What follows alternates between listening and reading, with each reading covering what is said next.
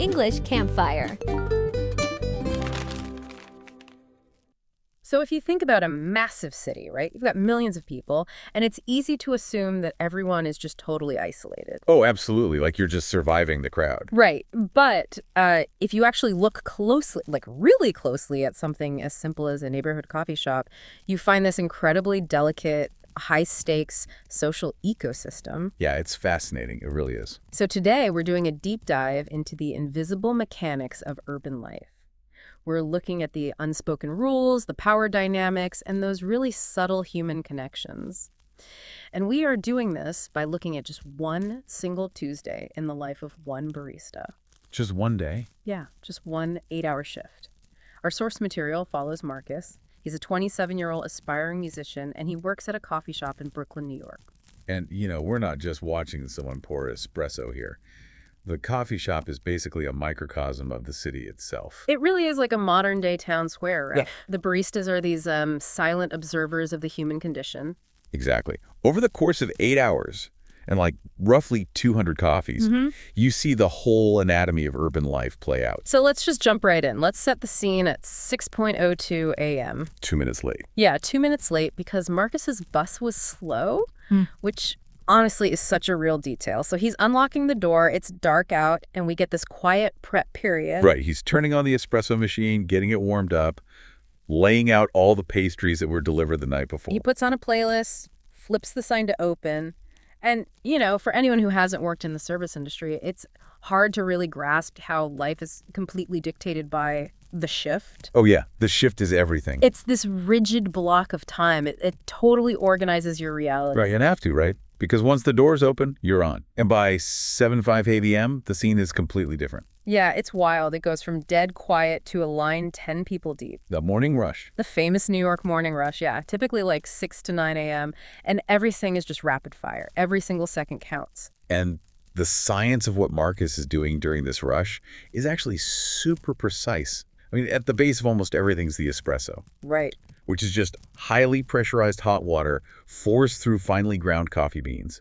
That's your base. And then the rest is basically just milk math. Yeah, exactly. It's all about the foam. So like a flat white has barely any foam, but a cappuccino is about 1/3 steamed, airy foam. And during the rush, you get these incredibly specific orders. Like the source details this one customer who comes up and says, large oat latte, extra hot, light foam, no sugar, and can you make it quickly because I have a meeting? Which is just a lot of variables to process at once. Right, and Marcus just gives this pleasant, rapid response. He just takes it in stride. It really reminds me of a high-stakes, choreographed dance. Or honestly, like a really fast-paced video game. That's a great way to look at it. Where the mechanics, take the order, start the shot, steam the milk. They have to be perfectly timed. If you miss one beat, the whole combo breaks. Yeah, Q just backs up instantly. But that frantic energy doesn't last forever. Around 8:30 a.m., there's this huge shift in the room's energy. The lull. Right. The commuters, the people who just have this purely transactional need for fast caffeine so they can get to the office, they clear out. And they get replaced by the regulars. Which is a totally different dynamic.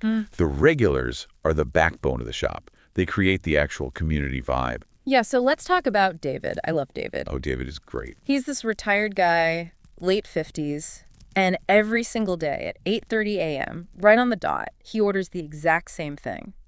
Small black coffee and a croissant. And their conversation is literally the same every day, too. Yes. David walks up and says, cold enough for you? And Marcus says, getting there. And that's it. That's it. And the source mentions that Marcus finds this brevity deeply satisfying. Well, yeah, because it's reliable. And then you have someone like Yoon, the grad student. Right, Yoon. She camps out at a corner table for like 4 hours with her laptop.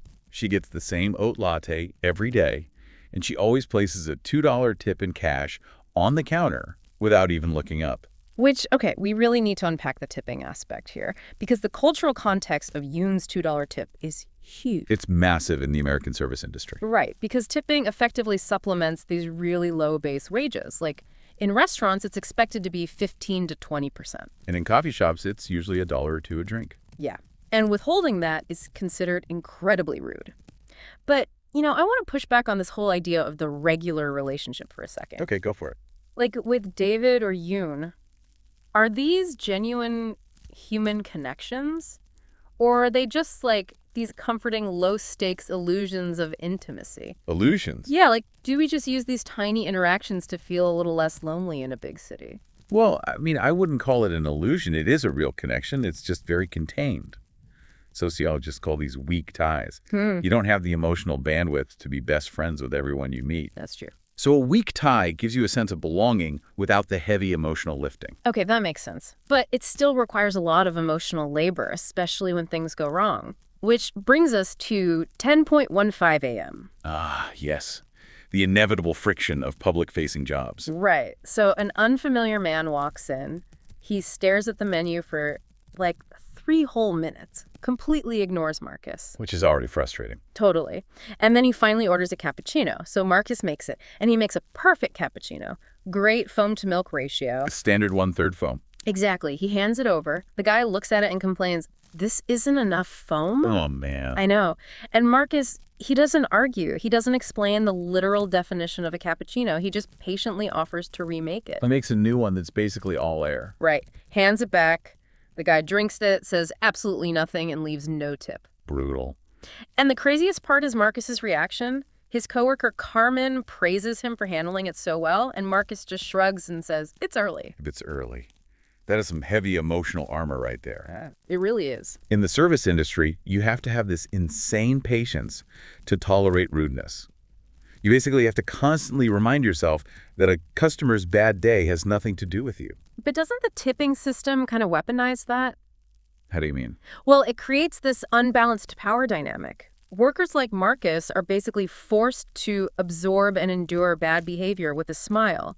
It's like they're required to sell their patience as part of the transaction. Yeah, that's a really good point. Your income is directly tied to how well you can suppress your own frustration.